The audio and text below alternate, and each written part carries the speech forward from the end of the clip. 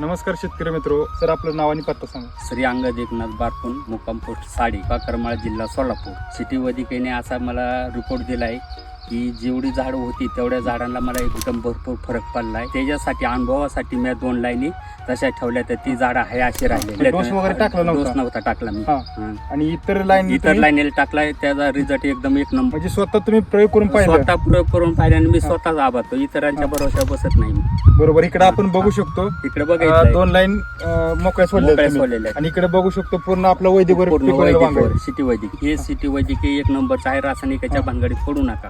तुम्हाला जर वांग करायचं असेल तर हे 10 गुंठ करा, एकर करण्याऐवजी 10 गुंठ करून बघा सिटी वैदिक. किती अनुभव येतो आणि तुम्हाला वाटेल की परत ही सिटी वैदिकच वापरावा, रासायनिक कोण जाणार नाही. रासायनिक म्हणजे काय, हे सगळे विषारी पदार्थ आहेत. बरोबर. म्हणजे मातीला अमृत खाऊ घातलं तर अमृत देणार. अमृत देणारच. विष खाऊ घातलं तर विषच देणार.